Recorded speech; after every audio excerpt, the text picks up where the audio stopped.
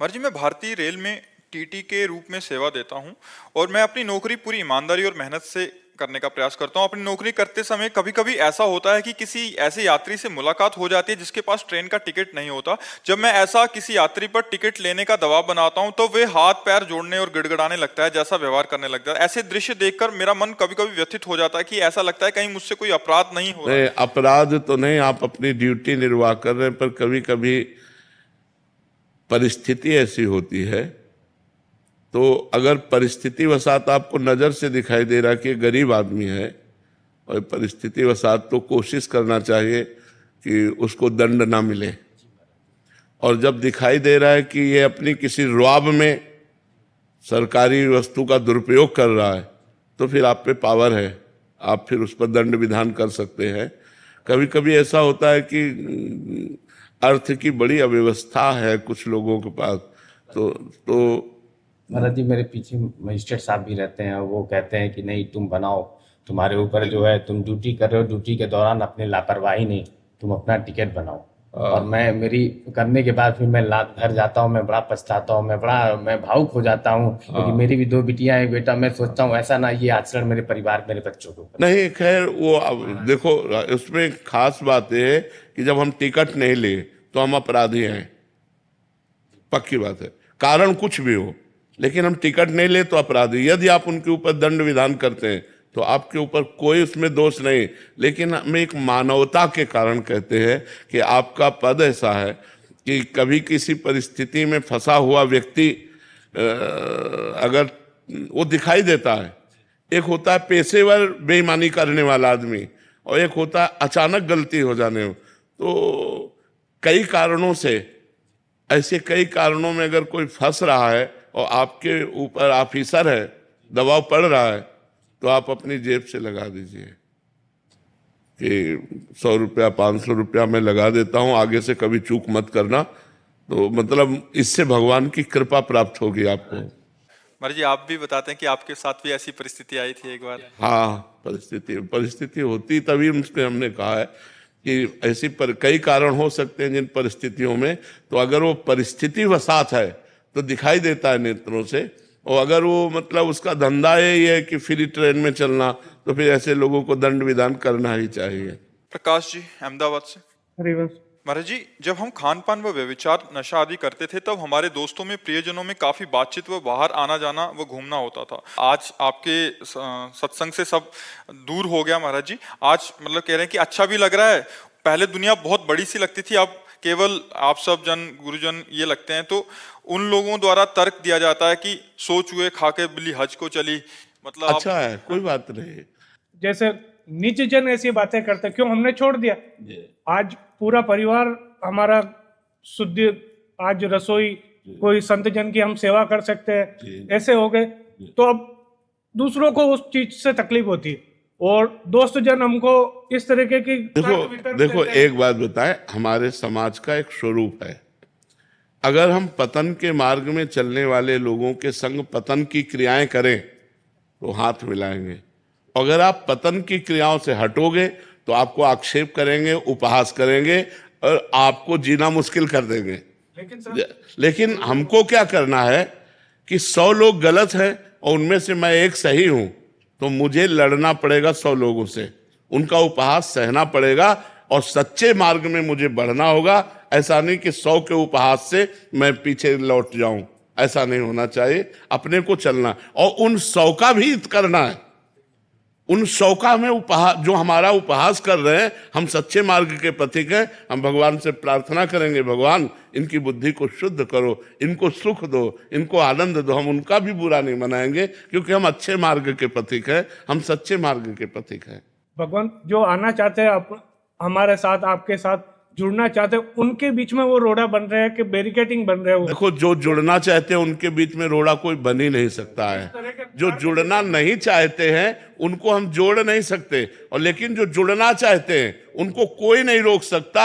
हजारों लोग इतने गलत आचरण वाले अपने को सुधार लिए, हजारों लोग सुधार। एक आदमी आया था, उसने कहा था 40 साल से बराबर शराब पी रहा हूं, दवाइयां और कसमें और सब हो चुकी, लेकिन केवल एक बार आपका प्रवचन सुना उसी दिन से छोड़ दिया और आज मैं बिल्कुल शराब मुक्त हूं। हमारे पास तब आया जब वो शराब मुक्त हो गया। तो हमें लगता है अगर आदमी छोड़ना चाहता है तो वो छोड़ देगा, छोड़ना नहीं चाहता है तो हम भी नहीं छुड़वा सकते। वो छोड़ना चाहे तो सुन के जब उसको लगा कि मैं गलत हूं तो उसने छोड़ दिया। कई बार हमने कहा कि भाई आप 100-200 500 के शराब पीते हैं, यदि आप 100-200 500 के अंगूर सेव संतरा फल लेकर घर जाएं और अपने परिवार को दें, हरी सब्जी दें तो कितना अच्छा रहेगा। आप शराब पी करके परिवार को दुख पहुंचा रहे हैं, अपने आप का नाश कर रहे हैं, आपके शरीरों के अंगों का नाश हो रहा है, आपकी इज्जत भी जा रही। आप फुटपाथ में पड़े हो, शराब पिए लड़खड़ा करके गिरे पड़े हो, 4 लोग तुम्हें देख के हंस रहे हैं, पैसा खर्चा किया और हंसी भी और हानि भी, तो इसमें लाभ तो है नहीं। भाई उठो, अपनी इस स्थिति से उठो और जागृत हो और अच्छे व्यक्ति बनो। तो जो लोग बनना चाहते हैं वो बन रहे हैं, तो आप जो बन रहे हैं उन उपहास को सहो। जैसे एक आदमी ने हमसे कहा, जब मैं तिलक लगा के माला लेके ऑफिस जाता हूं तो लोग कहते हैं बड़े भगत हो, तुमका बुरा तो नहीं कहते। हाँ, महाराज महाराज बोलते हैं, महाराज बन रहे हो, महाराज बन रहे हो। तो कोई बड़ी बात है। महाराज जी तिलक लगा के ही हाँ, ले बिल्कुल, इसमें डरना नहीं चाहिए। कि आप तो प्रेमानंद जैसे महाराज बन रहे हाँ, हो, इस प्रकार कोई बात नहीं, कम से कम बुरा तो नहीं कह रहे, बुरा तो नहीं कह रहे, अच्छा ही कह रहे। देखो हमारा नाता भगवान से जुड़ रहे कि ये भगवान के बड़े भगत बन रहे हैं, तुम बड़े भगत बन रहे हो, तो भगवान से हमारा नाता जुड़ रहे, गलत तो नहीं कह रहे हैं। हमको ये देखना है कि उपहास करने वाले हमारी कोई भी आंतरिक वृत्ति को गिरा ना पावे, इतना हमको दृढ़ रहना है और कोशिश करना है कि हम उनको गिरा दें, वो हमारे मार्ग में आ जाए लेकिन हम उनके मार्ग में ना जाए, तब तो ठीक रहेगा। देखो एक आप सुधरे, अगर एक आप और सुधार दोगे तो वो एक को सुधार देगा, तो हमारा समाज सुधरता चला जाएगा। एक एक को सुधारो, एक एक को, ये फिसलो मत, डटे रहो, तो एक दिन वो सुधरेगा, क्योंकि वो गलत है, उसको पता है मैं गलत हूं, इसलिए आपका उपहास करता है। और जिस दिन वो आपका संग सही ढंग से प्राप्त कर पाया तो वो आपका दोस्त बन जाएगा, इसलिए आप हारिए मत। जब ये ऐसे अपने बड़े जन हो और हम उनको भी बोले कि नहीं, हम जैसे मैं एग्जांपल बताऊं, जैसे मैं आउट ऑफ इंडिया हूँ तो महाराज जी जैसे वो नॉन वेज या ऐसा कुछ करते, लेकिन मैंने कहा कि मैं नहीं, आपको जो हो ठीक है, मैं नहीं करती। जैसे बच्चे हैं तो बच्चों पे भी अब है कि नहीं तुम जबर, हम भी करे तो तुम भी करो, तो मैं उनको अगर मना करती हूँ सख्ती जैसे कि नहीं, मेरे बच्चे को मैं। देखो ये सबके परिवार की समस्या है, ये आपके परिवार की नहीं, कि जो सतमार्ग में चलना चाहता है उसको एक बार लड़ना पड़ेगा, इतना तो करना होगा, इतना करना होगा। परिवार का बैलेंस बनाने के लिए अगर परिवार के बड़े सदस्य जन हमको प्रेरित करते हैं तो हम सावधानी पूर्वक अपने कर्तव्य का पालन करना है कि मैं आपको प्याज लहसुन बनी सब्जी दूंगी लेकिन मैं बिना प्याज लहसुन नहीं पाऊंगी, तब तो एक परिवार चल सकता है। अगर आप परिवार का विच्छेद कर दिए तो भक्ति का मतलब क्या रहा? भक्ति का मतलब रहा जोड़ करके, सबको प्रसन्न करके चलना, ना कि तोड़ना। भक्ति का मतलब, देखो ज्ञान का मतलब क्या होता है? हाँ, हम एक प्रेम का वातावरण प्रकट करें, एक हम माहौल ऐसा प्रकट करें कि अगला आदमी जब कभी हमारे विषय में सोचे तो नम हो जाए, यार कैसा व्यक्ति है ये, 10 साल से मेरी सेवा कर रहा है लेकिन स्वयं ऐसा पवित्र, तो वो छोड़ सकता है। फिर हमें कि हम कलह पैदा कर दे तो हमें लगता है वो ठीक नहीं है। हमें भक्ति अंदर की करनी है और परिवार को बैलेंस बना के चलना है, क्योंकि आपका एक स्त्री स्वरूप है, तो इसमें आप किसी की माँ हैं, आप किसी की पत्नी हैं, आप किसी की बहू हैं, तो हमको सबको प्यार में बांधना है। प्यार से बांधना, तभी तो हम भक्त कहलाएंगे। देखो लंका में रहकर विभीषण जी ने भक्ति कर ली, विभीषण जी ने लंका में रह के भक्ति कर ली, जहां लंका निश्चर निकर निवासा, यहाँ कहाँ सज्जल करवासा। विक्रांत सिंह जी अयोध्या जी से। श्री हरिवंश महाराज जी। श्री हरिवंश महाराज जी, महाराज जी आपके चरणों में कोटि कोटि नमन। महाराज जी, भगवत साक्षात्कार का स्वरूप निःशब्द होगा या वार्तालाप द्वारा? क्या ये साधक की स्थिति पर निर्भर करता है? विधि विधान व अनुष्ठान आदि द्वारा होने वाले भगवत साक्षात्कार और प्रेम मार्ग में पूर्ण समर्पण द्वारा होने वाले भगवत साक्षात्कार में क्या फर्क है महाराज जी? जाकी रही भावना जैसी, प्रभु मूर्ति देखी तिन तैसी। अगर हम भगवान के शांत रूप का केवल दर्शन चाहते हैं तो दर्शन, और भगवान से बात करना चाहते हैं तो भगवान से बात भी कर सकते हैं। साधना से जो बात नहीं बनती वो प्रेम से बनती है। साधना का फल है प्रेम प्राप्त होना, और भगवान प्रेम से प्रकट होते हैं। हरि व्यापक सर्वत्र समाना, प्रेम से प्रकट होए में जाना। जब पूर्ण आत्मसमर्पण और भगवत प्रेम, तब भगवान से मिलन, भगवान से वार्ता। अभी तो हमारा शरीर संसार से राग ही नष्ट नहीं हुआ, तो ये तो बहुत ऊंची बात है। हमें डट के नाम जप करना चाहिए, पवित्र भोजन पाना चाहिए, कोई पाप कर्म न बने, सावधानी रखनी चाहिए, और भगवान की लीला कथा सुननी चाहिए। धीरे धीरे जब हमारा अहंकार भगवान के चरणों में समर्पित हो जाता है, तब हमारे अंदर दैवी संपदा आ जाती है। वो सब भागवतिक सद्गुण आने लगते हैं, जिनसे भगवान हम पर प्रसन्न हो और कृपा करके हमें साक्षात्कार कराए। साक्षात्कार जैसी हमारी भावना होती वैसे भगवान का होता है। भगवान अनंत रूपधारी हैं। जो रूप हम चाहेंगे वो रूप हमारे सामने प्रकाशित करेंगे, जैसे चाहेंगे वैसे प्रकाशित करेंगे, जितना चाहेंगे उतना प्रकाशित करेंगे। वो अनंत महिमाशाली हैं, हमारी सामर्थ्य नहीं है उस अनंत को पार कर पावे। देखो अर्जुन जी भगवान श्री कृष्ण के साथ हंसते खेलते खाते हैं, मित्र हैं, लेकिन जब भगवान ने अपनी महिमा वाला विराट रूप दिखाया तो कांप गए। गीता में पढ़ के देख लो, थर थर कांप रहे हैं अर्जुन जी, और अभी पूरा थोड़ी देख पाए हैं। जितना भगवान ने दिखाया उतना ही देख पाए, क्योंकि पूरा तो कोई पा ही नहीं सकता, वो अनंत है। अनंत को कैसे कोई नाप सकता है, सीमा में कैसे ला सकता है। तो जाकी रही भावना जैसी, प्रभु मूर्ति देखी तिन तैसी। हम जैसी भावना से भगवान का भजन करते हैं, वैसे ही भगवान हमारे अनुभव में आते हैं। एडवोकेट अमित जी पंजाब से। राधे राधे। राधे राधे महाराज जी, आपके चरणों में कोटि कोटि नमन। महाराज जी, साधक संजीवनी श्रीमद् भगवत गीता जी में बहुत बार आया है, और आपने भी कई बार बताया है कि स्वरूप में कोई क्रिया नहीं है, सब क्रिया मन, इंद्रिय और अंतःकरण की है। तो जो हम ये नाम जप कर रहे हैं, ये कौन कर रहा है महाराज जी, इसे क्या मानना है? रसेंद्रिय से, इसी में वाक्य इंद्रिय है। तो नाम का स्वाद लेते हुए जो नाम जप कर रहे हैं, तो अंतःकरण उसमें पूर्ण तन्मय हो रहा है, और हम अंतःकरण में तन्मय हैं, इसलिए स्वाद हमनी को प्राप्त होगा। समझ रहे हैं ना? रसेंद्रिय अंतःकरण से संबंधित है, क्योंकि बुद्धि निश्चय करती है, मन संकल्प विकल्प करता है, चित्त चिंतन करता है, हम उसको स्वीकार करता है। लेकिन इन सब में जो पावर है वो अपना ही तो है, आत्मस्वरूप का है ना। तो हम इस समय बहिर्मुख हैं। बहिर्मुख का मतलब होता है देह भाव, है ना। देह भाव में मैं पुरुष हूँ, पूरा तदात्म भाव देह भाव में है, तो मैं ही हूँ, कोई और नहीं है। इसमें जो तदात्म भाव है वो मैं का ही हुआ है। तो जो नाम जप कर रहे हैं वो मैं ही कर रहे हैं, मैं के द्वारा ही हो रहा है, अलग नहीं हो रहा है।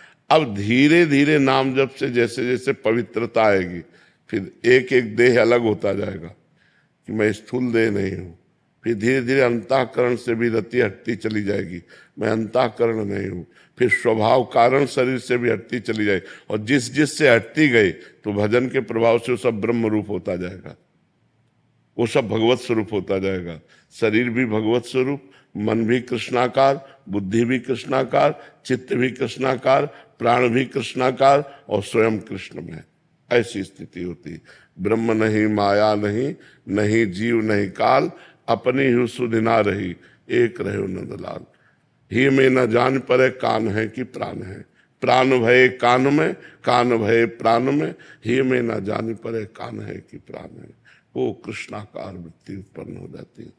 तो अभी जो हम जप कर रहे हैं, यद्यपि जप वाक्येंद्रिय से हो रहा है, और अंतःकरण चतुष्टय उसका पावर है। अगर अंतःकरण ना अनुमति दे तो वाक्येंद्रिय बोल नहीं सकती। कोई भी क्रिया होती तो अंतःकरण से होती। जैसे हमारे यहाँ मच्छर काटा, तो त्वगेंद्री ने बुद्धि के द्वारा ये निश्चय करा, बुद्धि तुरंत त्वगेंद्री से संपर्क की 1 सेकंड के अंतर्गत, और उसने निश्चय किया यहाँ कुछ है। मन ने संकल्प किया कि यहाँ कुछ है, चित्त ने चिंतन किया किस जगह है, और आदेश हुआ हम का, तो तुरंत वहीं हाथ पहुंच गया। हाँ यहाँ था। तो पूरा का पूरा कंट्रोल जो स्थूल शरीर का है वो सूक्ष्म शरीर से है, और सूक्ष्म शरीर कारण शरीर सतोगुण रजोगुण तमोगुण 3 गुणों से प्रभावित है, और 3 गुणों को जो प्रकाशित कर रहा है वो मैं है, वो आत्मा है, वो भगवान है। आत्मा भगवान परमात्मा उसको कुछ भी कहो वो एक ही है। तो वहां तक पहुंचने के लिए ये जो नाम जब हम कर रहे हैं ये तीनों से आपका राग त्याग करवा करके अपने स्वरूप में स्थित करा देगा। ये हमारा बाह्य साधन है, पर ये आंतरिक होते होते ये भगवत स्वरूप कर देता है बाह्य साधन। बाहर से तो शुरू करते हैं, राम नाम मणिदीप धर जी है देहरी द्वार तुलसी भीतर और बाहरो जो चाह सुजियार। जो हृदय में और बाहर भी ज्ञान का प्रकाश चाहते हो तो अपनी जबान पर नाम रख लो, नाम निरंतर जपोगे तो सब प्रकाश हो जाएगा। क्योंकि असत चिंतन छोड़ना है हमें, असत चिंतन छोड़ना है, संसार का चिंतन छोड़ना है हमें, तो हमें नाम पे पहुंचना पड़ेगा। देखो सन्यासी जन है तो मुंह भर समय प्रणव जपते हैं, नमो नारायण है, ओम नमो नारायण है। सनकादि हरिशरणम हरिशरणम, भगवान शिव भी हरि का नाम जप करते हैं। तो कोई ऐसा नहीं है जो नाम जप ना करता हो, नाम जप से ही परम मंगल होता है। हर्षदीप यादव जी इंदौर से। श्री हरिवंश महाराज जी पिछले कुछ समय से मैं अपनी स्थिति को देखा, कभी तो सिर्फ भजन अच्छा लगता है तो कभी माया का आकर्षण प्रिय लगता है। ये 3 गुणों का प्रभाव है, आपकी स्थिति नहीं है, ये 3 गुणों का प्रभाव है। जब सतोगुण आएगा तो भजन में रुचि होगी, जब रजोगुण आएगा तो भोग में रुचि होगी नाना प्रकार की, और जब तमोगुण आएगा तो निद्रा आलस्य प्रमाद हिंसा द्वेष ऐसी बातें आएंगी। ये गुणों का प्रभाव है, अभी आपकी स्थिति नहीं है, ये गुणों की स्थिति है। आपकी स्थिति जब जागृत होगी तो उसमें एक रस्ता आने लगेगी। अभी एक रास्ता थोड़ी है, जो रहे सदा ज्ञान एक रस तो ईश्वर जीव भेद कहो कस। अभी जीवत्व में हो, त्रिगुण माया के अंतर्गत हो, इसीलिए खूब नाम जप करो, जबरदस्ती नाम जप करो। जब भोगों की इच्छा आवे रजोगुण तब नाम जप और बढ़ाओ, जब तमोगुण आवे तो कीर्तन करो, नाम कीर्तन करो। भगवत भजन के अभ्यास से 3 गुणों में यदि भजन होने लगे तो आप गुणातीत की तरफ पहुंचने लगेंगे। आप कह रहे हैं कि आपको बेपरवाही से आ रही है कि सब देख के कि ये तो होना ही है, तो एक अच्छा है, भजन का फल होता है, भजन का फल होता है भगवान पर भरोसा होकर बेपरवाह हो जाना। तो ये बेपरवाही सही है क्या? हाँ प्रमाद तो नहीं है कहीं? बिल्कुल सही नहीं, प्रमाद नहीं है। प्रमाद जब भजन से बेपरवाही आने लगे तो प्रमाद समझना चाहिए। भजन करने में भजन के बल से संसार के सब सुख दुख समान नजर आने लगे, बेपरवाही आने, तो यही तो मस्ती भजन की होती है। अभिषेक जी जम्मू से। राधे राधे महाराज। श्री हरिवंश महाराज जी आपके चरणों में कोटि कोटि प्रणाम। महाराज जी कुछ समय पहले अपने धर्म के बारे में पढ़ने की रुचि जगी, जिसके चलते सनातन धर्म के 6 दर्शनों के बारे में पढ़ने का अवसर मिला, लेकिन कुछ विषय ऐसे थे जो हम जैसे आम लोगों के लिए समझना थोड़ा कठिन थे और एक असंतुष्टि बनी रहती थी। सौभाग्य से आपसे जुड़ने के बाद भक्ति मार्ग और नाम जप में एक अलग सा आनंद का अनुभव हुआ। महाराज जी हमारा प्रश्न है कि एक आम ग्रस्त जीवन में यदि हमारे सनातन दर्शनों के बारे में अगर ना भी पता हो तो क्या भगवत प्राप्ति के मार्ग पर चला जा सकता है? बिल्कुल चला जा सकता है। कुछ ना पता हो 2 अक्षर बस डाल लो, राधा राधा। जब राम नहीं बोल पाते थे और मरा मरा मरा रटा, तो हमारे सनातन धर्म का इतिहास रच दिया। नहीं, सनातन धर्म का इतिहास रच दिया। जो महान ग्रंथ है रामायण, वाल्मीकि रामायण, तो आप सोचो नाम में कितनी सामर्थ्य है। जितने दर्शन शास्त्र हैं, जितने वेद हैं, जितने पुराण हैं, इन सब का बीज नाम है। जैसे बीज है तो फिर वृक्ष है, फिर पल्लव पुष्प फल। तो जितने भी जो कुछ शास्त्र हैं वो सब आप नाम जप कीजिए और गृहस्थी में पापाचरण ना होने पावे। अपने धर्म से कमाइए, परिवार का पोषण कीजिए और नाम जप कीजिए, देखिए आपको भगवत प्राप्ति हो जाएगी। नाम जप निरंतर करना, भगवत चिंतन निरंतर करना। यस्य स्मरण मात्रेण जन्म संसार बंधनात् विमुच्यते नमस्तस्मै विष्णवे प्रभु विष्णवे। जिनका स्मरण मात्र जन्म संसार के बंधन से मुक्त कर देता है, उन भगवान विष्णु को नमस्कार, जो सर्वत्र व्यापक है। बात समझ रहे ना? यस्य स्मरण मात्रेण, भगवान ने कहा अनन्य चेता सततम यो माम स्मरत नित्य सा तस्याहम सुलभा पार्थ नित्य युक्त योगिना। जो मेरा अनन्य चित्त से सदा स्मरण करता रहता है, मेरे में युक्त होकर, मैं उसके लिए सुलभ हो जाता हूँ। सुलभ मतलब सहज में भगवत प्राप्ति हो जाती है। तो ये बात है। अब विद्वान है तो चाहे जितना शास्त्रों में दौड़े, पर आप घंटा 2 घंटा शास्त्र पढ़ेंगे, फिर इसके बाद अगर नाम जप नहीं है तो फिर असत चिंतन में आ जाएंगे। कितनी देर आपकी ज्ञानमयी बुद्धि काट पाएगी माया को? तो नाम जप।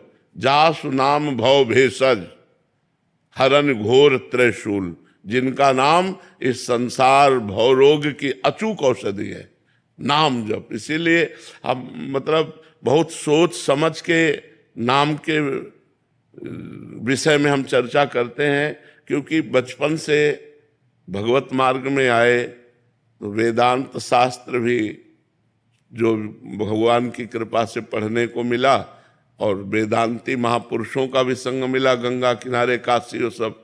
तो सब साधनों को देखते हुए ये सार बात हमारे दिमाग में भगवान की कृपा से आई। इसीलिए हम सबको हर प्रश्न का उत्तर नाम है, हर प्रश्न का उत्तर नाम में है कि अगर आप चाहते हो, जो भी चाहते हो, नाम जप करो, सब ठीक हो जाएगा। नाम जप करो और करके देख लो, ना ठीक हो जाए तो हमसे कह देना। लेकिन दीर्घ काल, सातु दीर्घ काल निरंतर सत्कार सेवितो दृढ़ भूमि, उस नाम को दीर्घ काल तक निरंतर आदर सहित जप करो, तब आपको पता चलेगा। ऐसे 2-4 महीने जप किए और नाना प्रकार के सुख दुख के थपेड़े आए और छोड़ दिए तो फिर अनुभव नहीं कर पाएंगे। सुख दुख में बराबर नाम जप चलता रहे, तब आगे आप बढ़ पाएंगे। महर्षि श्री हनुमान जी महाराज की साक्षात्कार करने, उसके लिए यदि आपकी कृपा हो जाए, श्री राम जो उनको नाम प्रिय है, अगर वो नाम आपसे मिल जाए महर्षि, तो हनुमान जी का साक्षात्कार करने के लिए रामचरित सुनिबे को रसिया। हनुमान जी का किस बात के रसिक है? बोले रामचरित सुनिबे को रसिया। सिया राम जी का चरित्र सुनाओ और सिया राम जपो, हनुमान जी बड़े आदर के साथ मिल जाएंगे। जहाँ नाम कीर्तन करोगे, यत्र यत्र रघुनाथ कीर्तनम तत्र तत्र कृतमस्त कांजिलम वाष्पवारी परिपूर्ण लोचनम। हनुमान जी महाराज के लिए आया है। जहाँ जहाँ सिया राम नाम का कीर्तन होता है, हनुमान जी आंसू बहाते हुए वहाँ विराजमान रहते हैं। जहाँ भगवान के चरित्र का गान होता है, वहाँ हनुमान जी विराजमान होकर सुनते हैं, उस पर कृपा करते हैं। तो ये भावना करके हनुमान जी के लिए एक आसन डालो, जैसे एक रुमाल बिछा दिया, और भावना के हनुमान जी इस पर विराजमान है, और उनको रामचरित सुनाओ, नाम कीर्तन सुनाओ और नाम जप करो, हनुमान जी मिल जाएंगे। रश्मि जी। राधे राधे। राधे राधे महाराज जी। महाराज जी, दूसरों को सुखी रहने और सुखी करने के लिए क्या करें? भगवान का स्मरण करते हुए सब में भगवत भावना करो, इससे बड़ा सुख होगा। क्योंकि व्यवहार में किसी के कटुता भरी है, किसी की ईर्ष्या भरी, किसी के द्वेष भरा है, तो हम उसको कैसे सुखी कर पावे? जब वो हमें गाली देगा, जब वो कटु व्यवहार करेगा, तब हम उस पर भगवत भाव करेंगे। हम नहीं गाली देंगे, हम कटु व्यवहार नहीं करेंगे, तो हमारे अंदर सबको सुख देने की क्षमता आ जाएगी।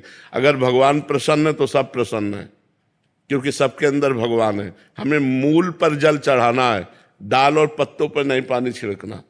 मूल, अगर हमारे भगवान प्रसन्न है तो सब प्रसन्न है। मुझे भगवान को प्रसन्न करना चाहिए। हम किसी व्यक्ति को सदैव प्रसन्न नहीं रख सकते, ये लिख लो आप, चाहे जान निकाल के रख दो। हम किसी व्यक्ति को सदैव प्रसन्न नहीं रख सकते, सदैव शब्द है, सदैव प्रसन्न नहीं रख सकते, क्योंकि वो अपने स्वभाव के अनुसार है। आज वो आपसे प्यार कर रहा है, प्रसन्न है, जब कल उसके प्रतिकूल उसको लगेगा तो वह प्रसन्न हो जाएगा। लेकिन भगवान सर्वज्ञ है, उनको सब ज्ञान है, उनको प्रसन्न कर लो, सब प्रसन्न हो जाएंगे। मूल में पानी चढ़ा दिया तो डाल पत्ते फूल सब हरे हो जाएंगे। तो ये सब डाल पत्ते फूल है पूरा जगत, मूल सबका भगवान है। ऊर्ध मूल मधा शाखा मस्तोत्तम प्राहुरभ्यम, गीता जी में भगवान कहते हैं। तो भगवान श्री कृष्ण को, राम जी को प्रसन्न कर लो, सबको प्रसन्न हो गए, सबको प्रसन्न कर लिया। गुरुजी, हम तो सांसारिक जीवन में पति है, बच्चे हैं, इन-लॉज है, काफी लोग हैं परिवार में। तब सपोज कभी कुछ बोल दिए, गुस्सा कर दिए, तो क्या मैं सिर्फ राधा राधा राधा ही बोलती थी? बस कुछ रिएक्ट नहीं करूं। बस बस बस नाम जप करते रहो और सब में भगवत भावना करो। पति में भी पावर भगवान है, पुत्र में भी पावर भगवान है। अगर भगवान ना हो तो पति पुत्र के शरीर में हलचल नहीं हो सकती। ये जो स्वर निकल रहा है ये ईश्वर का ही है। ये जो हलन डुलन हो रही वो ईश्वर से ही हो रही है। सब में भगवान व्याप्त है। अगर हम उस भाव को देख ले तो सबको सुखी कर पाएंगे। श्री हरिवंश महाराज जी। महाराज जी, पिछली बार आपके सम्मुख मैं ये संकल्प करके गया था कि आगे जीवन में कभी भी कोई गलत आचरण अर्थात ब्रह्मचर्य नष्ट नहीं करूंगा, और मैंने प्रयास भी किया महाराज जी, पर मन कभी कभी ऐसा तांडव करता है कि ये सब भूल जाती हैं बातें उस समय। मतलब कैसे किसका है? हाँ हाँ, पर कोई बात नहीं है। अगर हम कहीं असफल हो रहे हैं तो हमको पुनः दृढ़ होना चाहिए। ये मार्ग ऐसा नहीं कि एक बार असफल हो गए तो हम निराश हो जाएं। 1000 बार असफल हो जाए तो भी हम सफलता के लिए कदम बढ़ाएंगे, तभी हम सफल हो सकते हैं। नहीं तो मन बहुत बलवान है। आप तो बच्चा हो, बड़े बड़े साधक, बड़े बड़े तपस्वी ऋषि मुनियों को इस मन ने घुटने टेकवा दिए हैं, घुटने टेकवा दिए, रोना पड़ा है, पतन करवा दिया है, गिरा दिया है। तो अभी तो तुम बच्चे हो, अभ्यास करते रहो, नाम जप करते रहो। अगर कोई चूक हो जाए तो पश्चाताप करो, फिर आगे बढ़ो कि आज से फिर संकल्प लेता हूँ, फिर चूक हो जाए फिर संकल्प लीजिए। कभी न कभी तो आप निकल ही जाएंगे ना। नाम जप कर रहे हैं, इसमें निराश न हो कि अब यार क्या होगा, 50 बार फेल हो चुका तो क्या, नहीं, 1000 बार फेल हो जाऊंगा तो भी कदम रोकूंगा नहीं, तो पार हो जाओगे। इसमें हारना नहीं है। इसमें अगर हारना स्वीकार कर लिया तो फिर मन मार देगा। फिर होगा कि यार जब एक बार हुए, 100 बार हुए, 1000 बार अब नहीं निकल पाऊंगा, तो फिर अब भोगों की तरफ छूट हो जाएगी। नहीं, मैं निकलूंगा। इस बार 30 दिन में हुई है, अगली बार 40 दिन हम संभालेंगे, फिर हम 50 दिन संभालेंगे, धीरे धीरे हम पूरा जीवन संभाल लेंगे। ऐसे चलना चाहिए। पर साथ में नाम जप हो और सत्संग हो। सत्संग उत्साह बढ़ाता है। जब हम परास्त होते हैं और संतों की वाणी सुनते हैं तो हमको एक नई ऊर्जा मिलती है, हमें चलने का उत्साह मिलता है। अगर सत्संग सुनते रहे और नाम जप करते हैं तो हम हर दोष पर विजय प्राप्त कर लेंगे। बहुत अच्छे बच्चे हो जो सतमार्ग पर चलना चाहते हो, भगवान सहयोग देते हैं तभी हम लोग चल पाते हैं। अनीता जी। राधे राधे महाराज जी। महाराज जी, मेरा प्रश्न गुरु मंत्र के विषय में है। क्या गुरु मंत्र एक स्थान पर बैठकर ही जपना चाहिए, चलते फिरते घर के कार्य करते? पवित्र अवस्था में चलते फिरते घर के कार्य करते हुए भी गुरु मंत्र जपा जा सकता है, लेकिन हमारा शरीर पवित्र हो, हमारे वस्त्र पवित्र हो और स्थान पवित्र हो तो हम गुरु मंत्र जप सकते हैं। उस गुरु मंत्र में पवित्रता की प्रधानता रहती है। और नाम जप में आप चाहे जैसे हो, जहाँ हो, हर समय जप कर सकते हो, लेकिन गुरु मंत्र पवित्र अवस्था में, वो आप बैठकर काम करते हुए अगर आपको लग रहा है आपके शरीर के वस्त्र पवित्र है, आप पवित्र है और जिस स्थान पर हैं वो पवित्र है, तो आप निरंतर गुरु मंत्र जप सकते हो। जूते ये चमड़े के अलावा कोई और हो? हाँ, जूते जैसे आप बाथरूम और शौचालय नहीं गए तो मंत्र जप सकते हैं। जैसे हम लकड़ी की पादुका पहनते हैं तो अगर हम लघुशंका जाएंगे तो पादुका उतार देंगे और लघुशंका जाके पैर धो के फिर पादुका पहनेंगे। पादुका पहनकर अगर लघुशंका गए तो उस पर गुरु मंत्र नहीं जप सकते। तो ऐसे ही जैसे प्लास्टिक के जूते हैं या अन्य हैं, वो केवल चमड़े के नहीं होने चाहिए और आपने उनमें लघुशंका या शौच आदि नहीं हुई तो आप वो पहन करके जप सकते हैं। गुड्डे, पर जब बाथरूम से सब बाहर आते हैं, घर में घूमते हैं, तो फिर क्या करें? नहीं, चूंकि पवित्र होके आए हैं ना, बाथरूम से निकलेंगे तो पवित्र हो गए। क्या है गुड्डे, बाकी के लोग घर में नहीं, अपने को, हमें बाकी से मतलब नहीं है, हमको अपनी पवित्रता से मतलब है। अब जैसे इतने लोगों में कौन कैसे पवित्रता का निर्वाह करता है, हमसे मतलब नहीं है, हमको अपनी पवित्रता से मतलब है। अगर हम पवित्र हैं, सब हमें छू रहे हैं तो कोई हमें परेशानी नहीं है। हम अपने को देखना है, सब में भगवान को देखना है। सब में अगर हम देखेंगे कि ये पवित्र है कि नहीं पवित्र है तो वो दोष आ जाएगा। सब में भगवान है, हमको पवित्र भाव से रहना है, दूसरा अपवित्र ये नहीं देखना है। सब में भगवान है, हमें ये देखना है। और देखो, पवित्रता के विषय में हम तुम्हें सही बात बताएं, ये केवल मन को समझाने के लिए है। यही मूत्राशय और मलाशय यही तो है ना, ऊपर से चमड़ी ढकी हुई है, बस यही सब भरा हुआ है। तो हमें लगता है कि ज्यादा भगवान की तरफ ध्यान दे, क्योंकि ये शरीर कभी पवित्र हो ही नहीं सकता। एक रेशम की थैली में हम उदाहरण देते हैं, बड़ा रेशम पवित्र होता है, और रेशम की थैली में शौच भर दो, लेटरिन भर दो, तो अगर आपको पता है तो आप उसे अपवित्र ही तो मानेंगे ना। तो यहाँ थैली में मलाई भरा है, नहीं भरा है, मतलब सबके भरा है कि नहीं। अब ऊपर से पानी डाल के नहा लिया, हम बोले पवित्र हो गए, और अंदर क्या थैली में भरा है? मल। तो वास्तविक पवित्रता है भगवान का स्मरण, भगवान का चिंतन। इसके ये साधारण पवित्रता इसलिए हम करते हैं कि हमारा मन भगवान में लग जाए, और जब मन लग गया तो इससे मतलब नहीं रहता है। तो सब में भगवत भावना करे, मन को भगवान में लगावे, उचित पवित्रता का निर्वाह करे। डॉक्टर हरपाल सिंह जी उत्तराखंड से। राधे राधे महाराज जी। महाराज जी, मैं एक होम्योपैथिक चिकित्सक हूँ और पिछले 2 वर्षों से एकांतिक वार्तालाप नियमित सुनने का अभ्यास बनाया है। महाराज जी, क्या नाम जप की शक्ति से आनुवांशिक व जन्म से पीड़ित गंभीर रोगों जो कि एक पीढ़ी से दूसरी पीढ़ी में जाते हैं, उनके प्रभाव को रोका या कम किया जा सकता है? ये प्रारब्ध भोग है, इसे भोगना पड़ता है। नहीं तो इस शरीर को भी वंशानुगत रोग है, जो पॉलिसिस्ट किडनी वो रोग है, उसी रोग से प्रभावित हो करके डायलिसिस और क्या क्या सब हो रहा है। तो जो प्रारब्ध भोग है उसे रोका नहीं जा सकता, उसे सहने की सामर्थ्य मिल सकती है।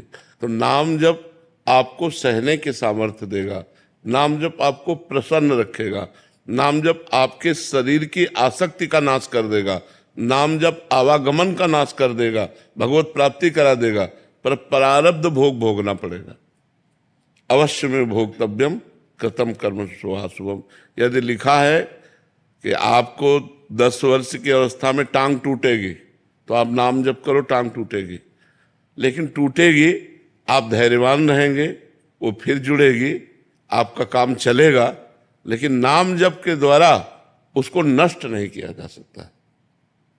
इतना मतलब, नहीं तो बड़े बड़े संतों में, बड़े बड़े सिद्धों में जो कष्ट देखे गए वो फिर कैसे है। नहीं, हम लोग तो थोड़ा नाम जप करते हो तो रात दिन नाम जप करते हैं और उनको कष्ट मिला, तो इसका मतलब जो प्रारब्ध भोग है वो भोगना पड़ता है।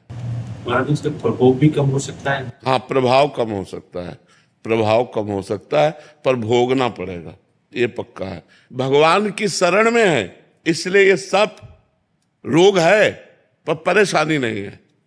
नहीं तो ये रोग के साथ इतनी परेशानियां होती कि हमें रोज ये मनाना पड़ता कि हम मर जाए तो अच्छा है। ये सब नाम जप ने क्या किया, ये व्यवस्था कर दी। नाम जप ने सब तरह से सुखी कर दिया। आज अगर हम भागवती कुछ में तो चल के आते हैं, अपनी दिनचर्या हो रही है, आनंद चल रहा है, भगवान की वार्ता हो रही, भगवान में मन लगा हुआ है। नहीं इसी किडनी में मन लगा होता तो ये नाम का प्रभाव बड़ा अमोघ होता है। नाम बड़ा अमोघ, पर प्रारब्ध को नहीं मिटा, प्रारब्ध को भोगना पड़ेगा। ये सिद्ध पुरुषों में रहा है, उनको भी भोगना पड़ा, जो सिद्ध भगवत स्वरूप महापुरुष रहे हैं। निरंतर नाम जप और भगवान के स्वरूप श्री गुरु अर्जुन देव जी, कितना शरीर को पीड़ा सहनी पड़ी। तप्त तवे पर, तपते हुए लोहे के तवे पर बैठाल कर उनको जलती हुई तपती हुई बालू डाली गई, फफूला ही पूरे शरीर में, भयानक पीड़ा। लेकिन उस समय भी कहते हैं तेरा किया मीठा लागे। ये बल देता है नाम। हम सोच कर कांप जाएं, जो महापुरुषों को कष्ट दिया गया, हम सोच करके कांप जाएं। हमारे धर्म के लिए अपने प्राणों को हंसते हंसते त्याग दिया, लेकिन कभी आह नहीं कहा, कभी शिकायत नहीं की। ऊपर से क्या बोल रहे, तेरा किया मीठा लागे। मतलब गजब हो गया, गजब हो गया। ये है नाम, तेरा किया मीठा लागे। वाहे गुरु तेरा किया मीठा लागे। तो ये नाम जो होता है ये आनंद देता है, ये बल देता है। बकाया बाहरी जो प्रकोप होना है, देखो बड़े बड़े महापुरुषों ने प्राण तक न्यौछावर कर दीजिए। नहीं, तेग बहादुर सिंह बलिदान कर दिया, लेकिन अपने नाम का प्रयोग करके दुष्टों का नाश नहीं किया। वो चाहते तो दुष्टों का नाश कर देते, लेकिन उन्होंने अपने शरीर को पूरा कर दिया, बलिदान कर दिया, धर्म के प्रति अपने को न्यौछावर कर दिया, लेकिन अपनी शक्ति का प्रयोग नहीं किया, अपने नाम का प्रयोग नहीं किया। दुष्टों ने अब अपने लोगों को कितना सताया जाएगा, इन महापुरुषों को कितना सताया गया। और समर्थ महापुरुष थे, स्वयं भगवान के स्वरूप में, वायुगुरु स्वरूप है, स्वयं परमात्मा स्वरूप है। कितना कष्ट सहा इन महापुरुषों ने, हम लोग कांप जाते हैं सोच के कि क्या क्या उनके कष्ट दिए गए शरीर में, लेकिन बस वाहेगुरु वाहेगुरु वाहेगुरु, दूसरा शब्द नहीं निकला, वाहेगुरु वाहेगुरु, तेरा किया मीठा लगे। तो ये नाम महान सामर्थ्य प्रदान करता है जी। सोनू जी दिल्ली से। श्री हरिवंश महाराज। श्री हरिवंश महाराज जी, भगवान एक तरफ हमने सुना है कि मृत्यु के बाद आत्मा को अगला शरीर या जन्म मिल जाता है, जैसे उसके कर्म होते हैं, उसी आधार पर अगला जन्म मिलता है, तथा दूसरी तरफ हम मरने वाले व्यक्ति का श्राद्ध या तर्पण करते हैं। यदि मरने के बाद अगला जन्म मिलता है तो फिर श्राद्ध और तर्पण उस जीव को तक कैसे पहुंच? पुण्य रूप बनता है। जैसे आपने श्राद्ध तर्पण जो भी किया वो पुण्य रूप बनेगा, और वो जहां भी होगा, जिस योनि में होगा, उसको पुण्य जो है उठाएगा, उन्नति कराएगा उसका। जैसे वो गली का कुत्ता है तो वो घर का कुत्ता बन जाएगा, वो गाड़ी में घूमेगा, वो अच्छी सी व्यवस्था पा जाएगा, क्योंकि आपने इधर से पुण्य दिए, वो पुण्य उसको उठा करके ऊपर करेंगे। मनुष्य है तो उसमें जा करके उन्नति करवाएगा, वो हमारा व्यर्थ नहीं जाता। वो जिस आत्मा के लिए हमने संकल्प किया, वो आत्मा जिस योनि में होगी वहां जाकर उसे प्राप्त होगा। महाराज जी, मेरे माता पिता बचपन में चले गए थे जी, तो मैं चाहता हूँ कि कैसे उनकी मतलब सेवा कर पाऊँ, मैं छोटा था नहीं कर पाया। हाँ, तो जैसे अब नाम जप कर रहे हो, अपने माता पिता को दोगे तो जिस योनि में होंगे उनकी उन्नति होगी, और अगर अधिक नाम जप कर लिए तो उनको भगवान की प्राप्ति हो जाएगी। हाँ, ऐसा। अर्चना जी। श्री हरिवंश महाराज जी, महाराज जी, जब ये पता लग जाए कि वो हैं और वो मिले ना हो तो बड़ी अजीब सी स्थिति हो जाती है। इस हाल में जीवन बहुत कठिन लगने लगता है और संसार काटने को दौड़ता है। ऐसी परिस्थिति में संसार में रहना बहुत कठिन हो जाता है। नहीं, कठिन तो नहीं लगता है, क्योंकि संसार नहीं, वो ही वो हैं। क्यों? अगर वो का तात्पर्य परमात्मा से है तो वो ही वो हैं, और कौन है? हम जिससे बात कर रहे हैं उसी से तो कर रहे हैं, हम जिससे मिल रहे हैं उसी से तो मिल रहे हैं। सब में उसी का रूप समाया, कौन है अपना कौन पराया, सब में वही विराजमान है। गोरे उसके, काले उसके, पूरब पश्चिम वाले उसके, सब में उसी का नूर समाया, कौन है अपना कौन पराया। अगर हम उससे प्यार करते हैं तो हम सबसे प्यार करते हैं, क्योंकि सब में मेरा प्रभु विराजमान है। सिय राम मैं सब जग जानी, करो प्रणाम जोर जुग पानी। ये प्रारंभिक स्थिति होती है कि ये सब माया है, लेकिन जहां माया वहां है भी तो है। बोले ये माया है तो है परमात्मा है स्वरूप परमात्मा है। तो बोले ये ब्रह्म नहीं है, वहां भी तो है। ये ब्रह्म नहीं है, ये माया है, तो दोनों जगह है ना। वो है जो हमारा प्यारा है, जहां कहा जा रहा है नहीं है, वहां भी है, क्योंकि है परमात्मा है। जो है स्वरूप है वो परमात्मा है। तो आप देखो, नहीं है तो नहीं तुम्हारी भावना, लेकिन वो है। तो किससे भागूं, कहाँ भागूं? सर्वत्र वही विराजमान है, उसके सिवा कोई और है नहीं। बस ये जानकारी मिल जाए तो हमारा हृदय शांत हो जाए, हमारा हृदय प्रसन्न हो जाए। पर भजन करो और भजन करो, आगे और बढ़ो। प्रारंभिक स्थिति है, आगे और बढ़ोगे तो सब में देखो। गोपीजन कहते जित देखूं तित श्याममयी है, मायामयी नहीं। मैं जिधर देखती हूँ मुझे श्याम सुंदर दिखाई देते हैं। श्याम सुंदर के सिवा कोई है ही नहीं। यमुना जी को देखती हूँ तो वही श्याम रंग, आकाश को देखती हूँ वही श्याम रंग, वृक्षों में देखती हूँ, लताओं में देखती हूँ, घर में देखती हूँ, जिधर देखती हूँ। अब चूंकि पुतरी श्याममयी हो गई तो जिधर देखे उधर श्याम सुंदर दिखाई देंगे। पुतरी राममयी हो गई तो जिधर देखो उधर राम दिखाई देंगे। पुतरी काममयी हो गई तो जिधर देखो उधर दोष दिखाई देगा। सृष्टि कैसी? जैसी हमारी दृष्टि।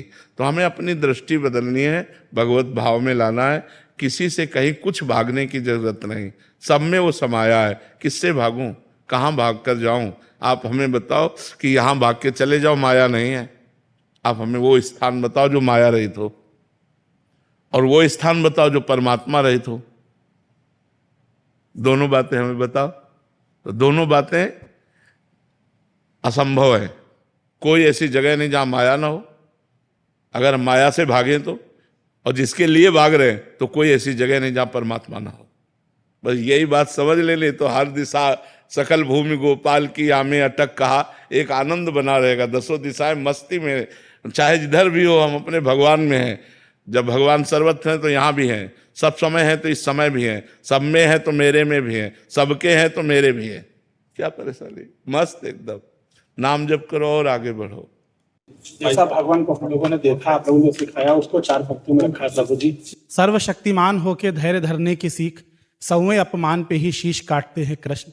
कर में सुदर्शन सा चक्र धारते हैं, किंतु जगत में मुरली की तान बांटते हैं कृष्ण। द्वारिका सा वैभव भी मित्र के समक्ष तुच्छ, दीनहीन बंधु के भी कष्ट काटते हैं कृष्ण। काल समकालिया के फन पे जो नाचते, मृत्यु से भी जीतने का ज्ञान बांटते हैं कृष्ण। बहुत सुंदर सुनाया, कम शब्दों में। युवाओं को जो आपने प्रेरित किया, उसको मैंने भी बड़ी मेहनत से लिखी। आप चले जाओगे तो हमारा क्या होगा, आप छोड़ जाओगे तो हमारा क्या होगा। आपसे सीखा है जीवन जीना, आप जीवन में हम सबको अकेला कर जाओगे तो क्या होगा। युवा थे हम जो किसी की ना सुनने वाले, आपको सुनने लगे हम मतवाले। वीरान सफ़र कर जाओगे तो क्या होगा, आप छोड़ जाओगे तो हमारा क्या होगा। आपके कहने पर चल तो पड़े हम युवा, आप बिखर जाओगे तो हमारा क्या होगा। बुरी आदतों को छोड़ दिया, इनसे नाता तोड़ दिया, आपके कहने पर भगवत पर चल दिया। फिर आप रास्ते में नज़र ना आओगे तो क्या होगा, आप न मुस्कुराओगे तो क्या होगा। श्री जी से कहूँगा दे दो गुरुवर को हम युवाओं को ज़िंदगी में, आपके बिना ज़िंदगी जीकर भी क्या करूँगा। आप जब हम बच्चों को छोड़ जाओगे तो क्या होगा। आपसे सीखा है जीवन जीना, आपसे सीखा है संघर्षों में रहना। आपको देखकर मुस्कुराता हूँ, सांब सदाशिव और श्री हरिवंश दोहराता हूँ। आपको देखकर हम बावले हो गए, बिगड़े हुए युवा अब जिम्मेदार हो गए। साथ कभी ना छोड़ना गुरुवर, हाथ कभी ना छोड़ना गुरुवर। हम आपके दिखाए पथ पर चलते जाएंगे, हम युवा आपको एक दिन गर्व की अनुभूति कराएंगे। श्री हरिवंश। श्री जी की अपरम कृपा है और अपार कृपा है। नहीं, हमें इस बात से खुशी कि आपका पूर्ण झुकाव धर्म की तरफ हो गया। आप पहले एक आधुनिक जीवन व्यतीत करने वाले थे, आप आध्यात्मिक जीवन व्यतीत करने वाले हैं। तो आपको देखकर लाखों युवा ये सीख लेते हैं कि जब ऐसे लोग अध्यात्म की शरण में जाते हैं तो हमको जाना आवश्यक है। तो ये अध्यात्म क्रियात्मक शिक्षा से ज़्यादा प्रभाव डालता है। जैसे आप भागवत सुन रहे हैं, आप भजन गा रहे हैं, आप भक्तों का संग कर रहे हैं, और फिर आप जो बोलेंगे तो उसका प्रभाव पड़ेगा, क्योंकि आपके आचरण में वो है जो आप बोल रहे हैं। और आप आधुनिकता में बहें और अध्यात्म की चर्चा करें तो फिर नहीं समझ, आप स्वयं आध्यात्मिक बन रहे हैं, ये बहुत उत्तम बात है। हाँ।